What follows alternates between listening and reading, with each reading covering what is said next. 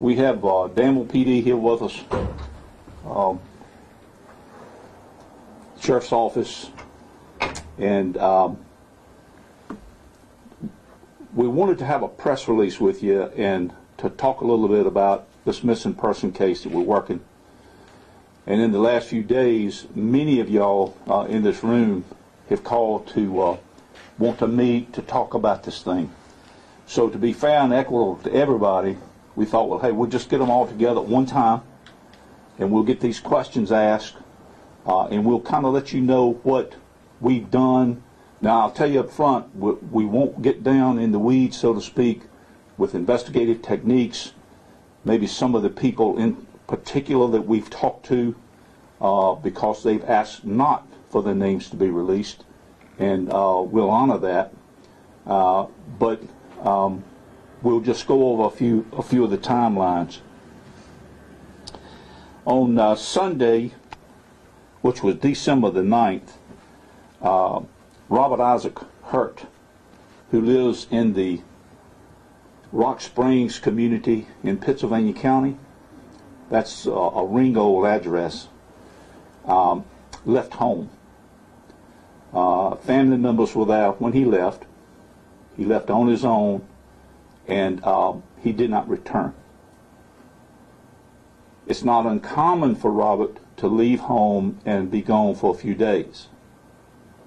It was reported to our office on December the 14th by his wife Emily that she had not heard from Robert. She had reached out to some friends. She had made the phone calls to his cell phone with no response, and she was beginning to get worried about his well-being. So law enforcement became aware of it late in the day on December the 14th. After investigators met with the wife, investigators made a decision based on the Code of Virginia to enter Robert into NCIC and VCN, which is a national computer base, and a Virginia computer information base, that he was missing and may be endangered. At that time, investigators felt that he met that criteria of the code, and so we were able to enter his name with the Virginia State Police in the clearinghouse. On the 19th of December, investigators traveled to North Carolina to interview a potential witness. On the 20th of December, which was a Thursday, Danville Police, investigators with the Sheriff's Office here, met out on Goodyear Boulevard because Robert's truck had been seen in that area, and witnesses put him in that area. So a search was conducted by several law enforcement agencies, and cadaver dogs were used at that site on that day, but there was no success in finding Robert. So on the 25th of December, there was a possible sighting of Robert. Investigators traced that lead down from the Danville PD, and they determined that the sighting was not Robert Hurt.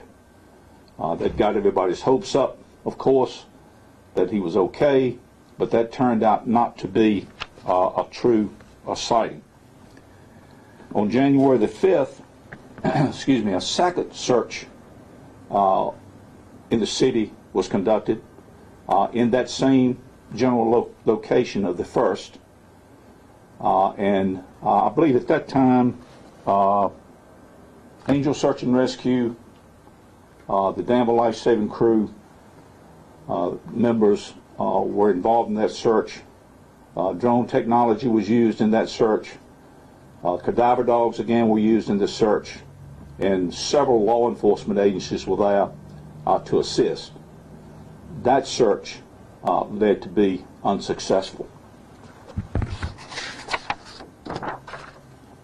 And during this time, of course, investigators were meeting with and calling known friends, associates, family members, trying to determine if by chance someone had talked to him, had seen Robert, knew of his whereabouts, but we were not able to make any progress with that. The investigation continues. It involves Caswell County, North Carolina. It involves Pittsylvania County because he's a resident of our county, and also with the Danville Police. So it's been a combined effort by all three agencies to try to learn more about Robert's whereabouts. Now, we'll go over some of the questions that you all posed to us, and we'll try to answer them the best we can. One of the questions was, of course, who is Robert? What's he about? And we know from the investigation that Robert is not this is not his home originally. Robert is from the Bluefield, West Virginia area. He was born there. He went to school in the local schools there. Sometime around 2007, 2008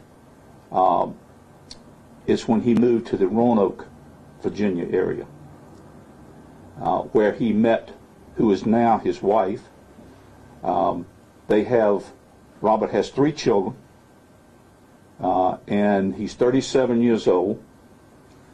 And just from some of the characteristics from what the family has told us, that of course Robert has some challenges, but he is a family person. He's very compassionate. His routine involves working and coming home. So for him not to return home after about 2 or 3 days, and you have to remember it was during this time that we had the snow, so that was impacting our area pretty hard at that time. He would come home. One of the things Robert loves to do is to cook. He would prepare meals for his children. Even when he was pressed for time, that his children were always on his mind. He was thoughtful. One of the questions, or one of the answers we got from our questions was, what's his favorite place to eat? Where does he eat? And of course, for many, it's the Cheesecake Factory. So we learned that about Robert. These are the sort of small things, but when you have an investigation like this, if you know the individual that you are seeking, the more you know about him, the better off the investigation can be. So we're trying to learn both sides. It's almost like running a parallel investigation. On one hand, you're looking for someone who's missing or may want to be missing. And then on the other side, you always have to keep in mind that there may be a criminal element to it. So it's almost like you're running a dual investigation at the same time, hoping against hope that it's the first and not the latter. So the more we know about Robert, and the more we can find out about him and his lifestyle, who his friends were, who his associates are, who he would be most likely to talk to first. We've identified grandparents. We've reached out. We've identified family members that live out of state. We've reached out to those folks so they know if they hear, and they are all concerned. News like that travels pretty fast in families, and so they were all real concerned. They're very appreciative that we would take the time to, investigators would take out the time to talk to them.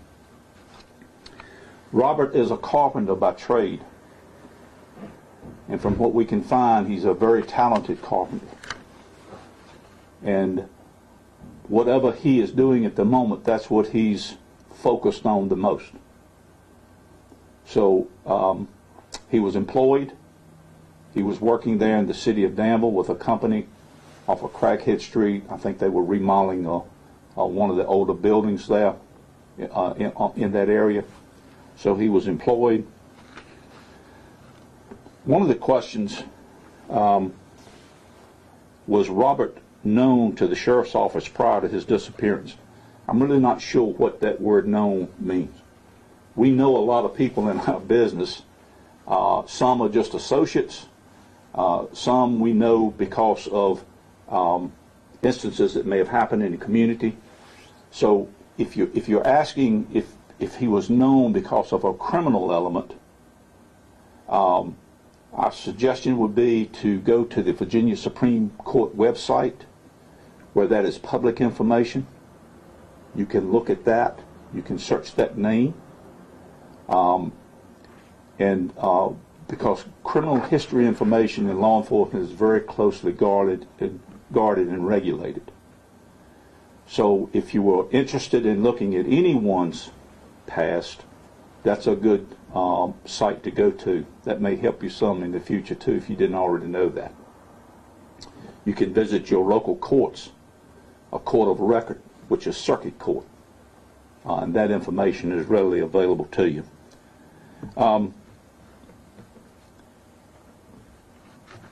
We won't get into, at this point, one of the questions was, who specifically have you talked to? And I think you all understand when we say that some of this information is guarded because it's a criminal investigation. If it turns into a criminal event, we don't want to do anything at this point to jeopardize, let's say, a prosecution that may be some months down the road. We have to be very guarded about being prejudiced and prejudgmental on anyone, so we would withhold those particular names. We have talked to immediate family members. We have talked to neighbors. We have talked to employee associates. So there's been many people that's been interviewed since it was first reported to law enforcement. The question was asked, do you think Robert is dead or alive? And of course that's purely speculative on our part. We are hoping that he is alive and well. So to try to answer that, we couldn't say. It would just be speculation on our part. Are we concerned? Yes. And the reason we're concerned is because that it's out of Robert's norm at this point not to make contact with somebody. So are we concerned about that he may be endangered, hurt somewhere, that he can't get to us? Surely we are. He hasn't been found yet. One of the questions was, if he is missing, why hasn't he been found? I think that kind of speaks for itself. Because the leads just has not led us to his discovery. Does he want to be found? We can't answer that either. If it's a question he doesn't want to be found, he's doing a very good job at it. Because he would have been found by now. So I think the other question was, what resources are we using? There have been a lot of agencies that we've reached out to for resources. Of course, again, all of the law enforcement in this room, Caswell County couldn't be here this afternoon, but their investigative division, Captain Mike Atkins of the Caswell County Sheriff's Office, he has been in touch with us, and their resources is available. The Aware Foundation from Roanoke that has been good about posting information on social media. The Angel Search and Rescue, the Virginia Department of Emergency Management, which provides resources in the search field for us, and of course family and friends and neighbors. They've been very good about calling in any kind of activity they've seen. Coulter asked, what about the cost that's associated with this? we've not had a cost analysis on this. And a follow-up, I think, to that, Coulter, was what is costing and why would you invest in that? And the answer to that is because that's what we do. That's what law enforcement does. When people are in need or in crisis, we respond to it. We will expend whatever resources, man hours, equipment, whatever it takes to get an answer for the families that are in crisis. And trust me when I tell you that these family members are concerned, it doesn't take just a few minutes in front of them or talking to them on the phone to realize that they're hurting. The unknown is one of the issues that they deal with. What if Robert is out there and he can't get help? So we're trying to get those answers, and whatever that cost may be, we'll step back at some time. If the leads just all exhaust themselves, of course we'll have to step back and say, okay, where are we with this? Where can we go with this? Which brings me, I think, to the last question that was asked, and then I'll open it up. You can ask any of us any of these questions. The question was, if Robert went missing in December, why is the sheriff's office now only holding a news conference? I think all in this room realizes, because you were there when these things happen too. You guys get this information probably about as quickly as we do. In many cases of missing persons, sometimes the person wants to be missing for a few days. And you take the report, you have to determine whether that person fits what the Code of Virginia says and how we can react to it, how we are authorized to react to it. Sometimes in a few days we hear back from the people, but we have sort of our eye on the ball, so to speak. If we don't hear from them, then we start the full-fledged investigation. We start interviewing people, witnesses, doing a timeline the best we can. So we're at a point today, we have answered many questions that we in law enforcement is sort of a boilerplate question and answer. So we're here today asking you as reporters, investigative reporters, questions that you may have of us that we've not thought of, or someone you may have talked to that we are not aware of. Maybe somebody in the community that you've been out to interview that may give us another track, so to speak, on how to move forward with this. So I hope I answered the question to that. Sometimes the press releases are maybe premature because we don't have the answers that we know you're going to ask. And so we try to get those answers the best we can. So having all those things in mind, do you have any questions, other questions of us today? And I'll just say this, we do not know where Robert is. We do not know. We are still tracking leads. We're using every investigative technique that we know to use, but we cannot determine his whereabouts. And it's frustrating for us because we can't get those answers. So with that in mind, do you have any questions of us that we might try to answer today? I know you said that you weren't necessarily going to name names, but apparently he was visiting a friend near where his truck was found. Had you guys heard that as well? A man that he had been friends with for a while. I don't have an exact name, but would that be someone that you guys had interviewed, questioned? Captain Pace, you want to address that? The investigation did lead to a friend who we have located and we have spoken to. Can you tell us what that friend said? That is specific right now. We don't want to go into those details. Yes. many days does somebody have to be missing before you, as police officers, really start to worry and think that something could be seriously wrong? That's a really good question. When the officers go out, and they have to make an assessment, and they have to assume at that point that everything that's being told to them is the truth, as that person knows it at that time.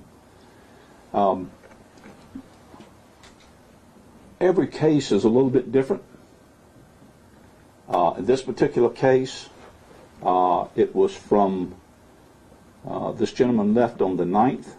It was reported to us on the 14th. So there was some lag time in between. You know, the investigators, I think, thought in their mind that that period of time, that person should have reached out to somebody. So as soon as our investigators were told that, we set things in motion as we would in most cases. But just for that period of time, from the 9th to the 14th, and once the investigators learned that normally in about 2 days, if he was gone for a couple of days, that he would be reaching out, coming back home. When that didn't happen, the flags went up, so to speak. So the investigators moved pretty quickly on that. He lived in Pittsylvania County, and that's why you guys are involved. His truck was found in Danville, that's why Danville PD is involved. Why is Caswell County involved? Yes. The reason Caswell County is involved is because the same individual that I spoke about just a second ago lives in Caswell County, and we do know that at some point Mr. Hurt was in Caswell County, so that, and his truck was found in very close proximity to the state line. So that's why Caswell County was requested to assist. Were there any other belongings found within his truck? I mean, I'm sure you guys searched that. Anything you can elaborate there? At this point, I would rather not answer that to prevent compromising any future investigation. Is the friend being cooperative with you guys? When you talk to him, are they giving you the answers that you need? The friend has spoken with us, and the friend's information has not led us to Robert's location, and that's about all I can say on that. Going along with the truck, is that truck is in your possession? Are you guys holding that or checking it for evidence? Is it returned back to the family? It was searched the day it was found. Investigators went through the truck. It has been returned to the family.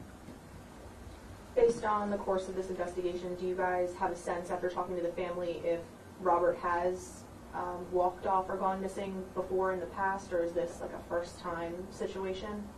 Not the first time. You had said that he had some challenges. Is there any way you can elaborate on what that means? Not at this point.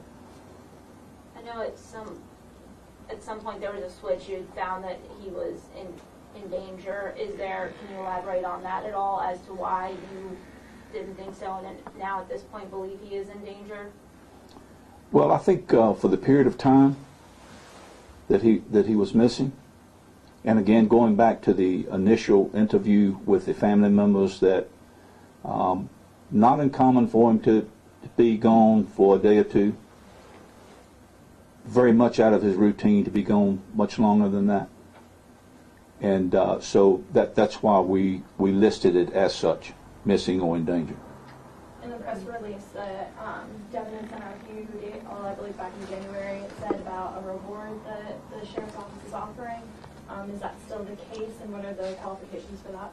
It is. It's a $1,000 reward, and since that time, in speaking with Robert's father, he has added an additional $1,000 to information, credible information, that law enforcement can act upon to locate Robert. That's the criteria. And has anyone come forward at this point to try to give you guys information for that reward? Not to my knowledge.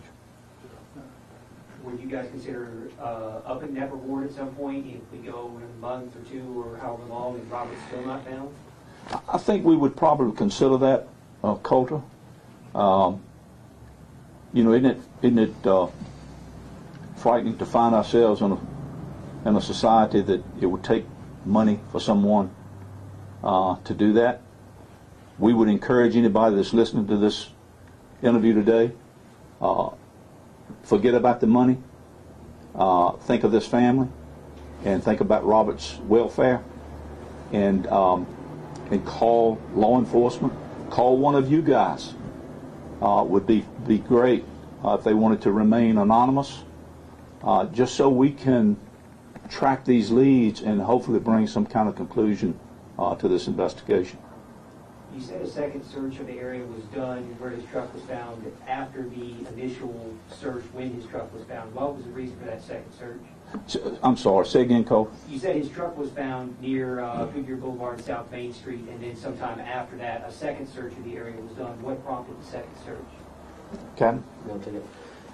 The date of the first search, there were several factors taken into consideration. The weather elements at the time his truck was found, which would be the snowstorm we spoke of. And we went out that day and we did a search, and then we, after amount of time went by and he still hasn't came forward, we elected to go out and expand that search a little bit further past the original criteria. Would you do a third search in that same area? We have not had anything at this point to indicate we need to conduct an additional search. If something were to come up, then I think we would entertain it, yes. Would the weather around that time impacted the search or any evidence that might have been left behind? I mean, you guys just I'm sorry. it happened around the snowstorm, correct? Would that have, the snow or anything like that, the weather impacted you guys' search or what you guys are doing? The date we did the first search, it was some inclement weather, but I don't think that impacted anything. So you said that he has gone and left home for multiple days before. For what reason did he do that? And obviously this one is different since he's been missing for so long, but what was he doing on those previous instances when he left for multiple days? That was just his pattern of life. That's what we can determine.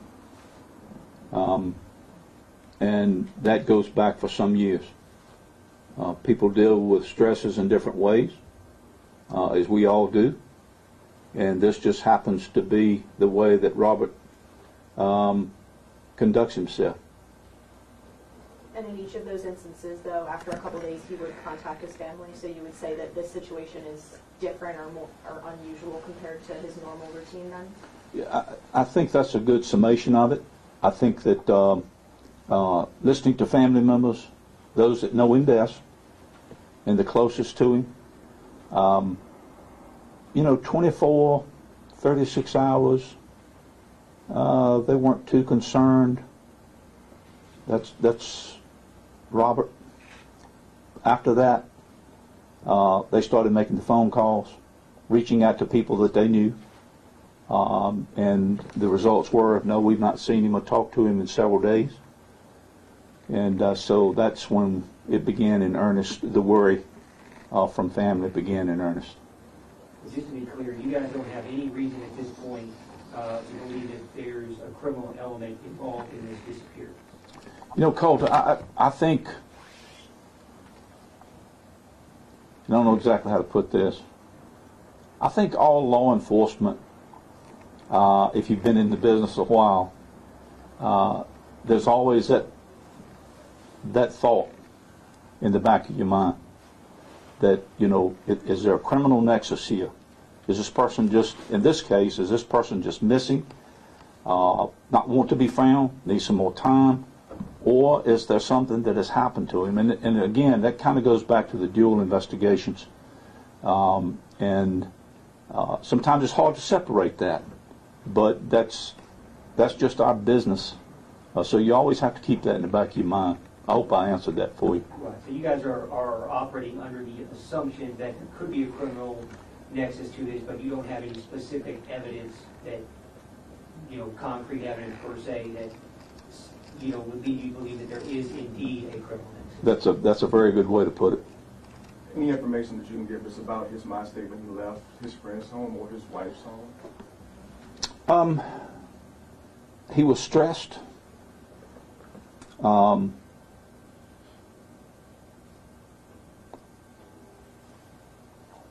I'll leave it at that. He had some stresses going on. How often did he go to this friend's house? I can't answer that, Colter. Do you know exactly? I can tell you there was an association between the two, but I can't tell you how long that's been and how frequent it was. You know, was it not that this necessarily matters, but do you know, was it a male friend or a female friend? We do know which one it was, yes. Can you say? At this point, I would rather withhold that to prevent compromising investigation. Just to make sure that I have the timeline clear, you found his truck near the North Carolina border, obviously found him in it, during a period of inclement weather. What day was that? I think we have that for you. The 12th. The 12th. Yes, the truck was found December the 12th. And inclement weather meaning snowing, right? Or just... I'm sorry, inclement. What was the weather like during that day? Just prior to 12/12, that weekend prior, the weekend of December 9th, that's when we had that heavy snowstorm hit Danville. Right. So when I speak of inclement weather, I'm talking about that snowstorm.